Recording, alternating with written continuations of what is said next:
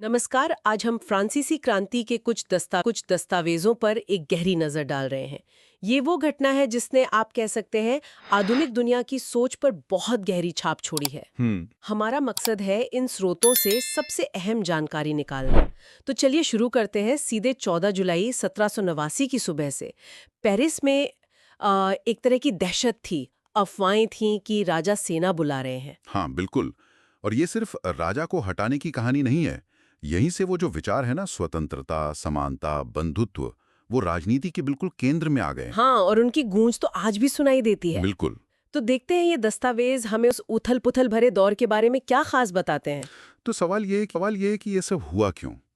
इन notes के मुताबिक 1774 में जब लुई 16 में गद्दी पर बैठे, शाही खजाना लगभग खाली था। हाँ, सालों की लड़ाइयाँ थीं, फिर वो वर्साय के महल की शानो शौकत, बहुत खर्चा था। और ऊपर से अमेरिकी स्वतंत्रता संग्राम में मदद। उसने तो कर्ज और बढ़ा दिया। कहते हैं कई अरब लिवरे तक पहुंच गया था। सही कहा। और सिर्फ पैसा ही नहीं, समाज भी बहुत बुरी तरह बटा हुआ था। वो 3 एस्टेट थे ना, हाँ, 3 वर्ग। पहले 2 यानी पादरी और कुलीन वर्ग, उनको तो जन्म से ही खास अधिकार थे। सबसे बड़ा, टैक्स नहीं देना पड़ता था। अच्छा। सारा बोझ था तीसरे एस्टेट पर। मतलब किसान, मजदूर, वकील, व्यापारी, लगभग 90% लोग इसमें थे। बाप रे। और उन्हें टाइल जैसा सीधा टैक्स और टिथ, वो चर्च वाला टैक्स। हाँ, और भी कई तरह के टैक्स देने पड़ते थे। आपके दस्तावेजों में वो एक तस्वीर का जिक्र है ना, मकड़ी और मक्खी। हाँ, वो बड़ी दिलचस्प है। उसमें कुलीन को मकड़ी और किसान को मक्खी दिखाया है। एक तरह से ये दिखाता है कि कैसे रईस लोग आम आदमी का सब कुछ चूस लेते थे। और इसी माहौल में देखिए, 18वीं शताब्दी में एक नया वर्ग उभर रहा था। पढ़े लिखे मध्यम वर्ग के लोग, जैसे वकील, व्यापारी। अच्छा। और जॉन लॉक, रूसो जैसे विचारकों की बातें फैल रही थी। मतलब कि सरकार लोगों की मर्जी से चले, एक सामाजिक अनुबंध हो। हाँ, और शक्तियों का बंटवारा, विधायिका, कार्यपालिका, न्यायपालिका, अलग अलग। बिल्कुल, मॉन्टेस्क्यू का विचार। ये सब बातें सलून, कॉफी हाउस, किताबों, अखबारों के जरिए लोगों तक पहुंच रही थी। सही। और इसी बीच आबादी भी बढ़ रही थी शायद। हाँ, काफी बड़ी। और फसलें खराब होने से अनाज, खासकर ब्रेड, बहुत महंगा हो गया। जीना मुश्किल हो गया था आम लोगों के लिए। शायद यही वो जीविका संकट है जिसका जिक्र है। बिल्कुल वही। मजदूरी वहीं थी और कीमतें आसमान छू रही थीं। तो फिर चिंगारी कैसे भड़की? जब राजा ने नए टैक्स लगाने के लिए 1789 में वो एस्टेट्स जनरल की बैठक बुलाई। हाँ, जो 1614 के बाद पहली बार हो रही थी। अच्छा, तो तीसरे एस्टेट ने मांग की कि हर सदस्य का एक वोट गिना जाए, न कि पूरे एस्टेट का एक। सही, पर राजा ने उन्होंने ये बात नहीं मानी। यहीं से बिगड़ी बात। हाँ, यहीं से पैफान सीधा हो गया। तीसरे स्टेट के प्रतिनिधि गुस्सा होकर खुद को नेशनल असेंबली घोषित कर दिया उन्होंने। और वो पास के टेनिस कोर्ट में जमा हो गए। बिल्कुल, और कसम खाई कि जब तक संविधान नहीं बन जाता वो हटेंगे नहीं। इसी को टेनिस कोर्ट ओथ कहते हैं। और उधर पेरिस में 14 जुलाई। हाँ, 14 जुलाई को गुस्साई भीड़ ने बास्तील किले पर धावा बोल दिया। वो राजा की तानाशाही का प्रतीक माना जाता था। उसे तोड़ दिया गया। और गांव में भी खलबली मची थी। वो महान भय। हाँ, ग्रेट फेयर। किसानों ने जमींदारों के किलों पर हमला किया, लगान के कागजात जला दिए। तो आखिरकार राजा को झुकना पड़ा। हाँ, उन्होंने नेशनल असेंबली को मान्यता दी। और फिर 4 अगस्त 1789 को असेंबली ने एक बड़ा कदम उठाया। सामंती व्यवस्था, सारे विशेषाधिकार खत्म कर दिए। चर्च की जमीनें भी ले ली। हाँ, और 1791 में जाकर फ्रांस एक संवैधानिक राजतंत्र बना। मतलब राजा रहेगा, पर संविधान के तहत शक्तियां बांट दी गईं। जिसमें जीवन, स्वतंत्रता, समानता जैसे अधिकारों को नैसर्गिक माना गया। बिल्कुल, नैसर्गिक और अहर्यणीय। लेकिन यहाँ एक पेच था। वोट का हक सिर्फ उन पुरुषों को मिला जो एक निश्चित मात्रा में टैक्स देते थे। उन्हें सक्रिय नागरिक कहा गया। और बाकी सब, महिलाएं, गरीब, वो सब निष्क्रिय नागरिक माने गए। महिलाओं को तो कोई राजनीतिक अधिकार मिले ही नहीं। तो मतलब समानता का नारा था, पर पूरी तरह लागू नहीं हुआ। नहीं, बिल्कुल नहीं। क्रांति अभी और आगे बढ़नी थी। 1792 में पड़ोसी देशों ऑस्ट्रिया और प्रशा से युद्ध छिड़ गया। और वो जैकोबिन क्लब जैसे समूह ताकतवर हो रहे थे। हाँ, जैकोबिन क्लब, जिसके नेता रॉबेस्पिएरे थे। इसमें कारीगर, दुकानदार जैसे कम अमीर लोग ज्यादा थे। माहौल बहुत गर्म था।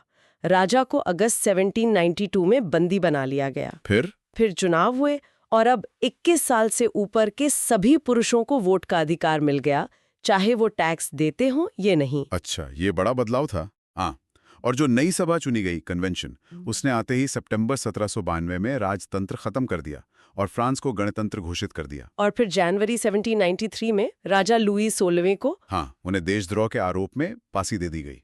तो गणतंत्र बनने के बाद क्या माहौल शांत हुआ? नहीं, बिल्कुल नहीं, बल्कि 1793-94 का जो दौर था वो आतंक का राज कहलाया। हाँ, रोबेस्पियर का दौर। बिल्कुल, रोबेस्पियर के नेतृत्व में गणतंत्र के जो भी दुश्मन माने गए, चाहे वो पूर्व कुलीन हों, पादरी हों, दूसरी पार्टियों के नेता हों, या यहाँ तक कि उनकी अपनी पार्टी के असहमत लोग, उन्हें गिलोटीन पर चढ़ा दिया गया। हजारों लोगों को। बहुत सख्ती का दौर था। कीमतें, मजदूरी तय कर दी गई, मांस ब्रेड की राशनिंग हुई। बराबरी पर इतना जोर था कि सबको सितोयेन यानी नागरिक कहकर बुलाना अनिवार्य हो गया। लेकिन ये ज्यादा दिन चला नहीं शायद। नहीं, ये सख्ती इतनी बढ़ गई कि लोग तंग आ गए और आखिरकार जुलाई 1794 में खुद रोबेस्पियर को गिरफ्तार करके गिलोटीन पर चढ़ा दिया गया। इसके बाद फिर वो डायरेक्टरी का शासन आया, जो कहते हैं काफी अस्थिर था। हाँ, और उसी अस्थिरता ने फिर नेपोलियन बोनापार्ट के लिए रास्ता साफ किया। अच्छा, इस पूरी उथल-पुथल में महिलाओं का क्या हुआ और दास प्रथा का स्रोत कुछ बताते हैं इस बारे में? हाँ, बताते हैं। देखिए, महिलाएं तो क्रांति में शुरू से ही बहुत सक्रिय थीं।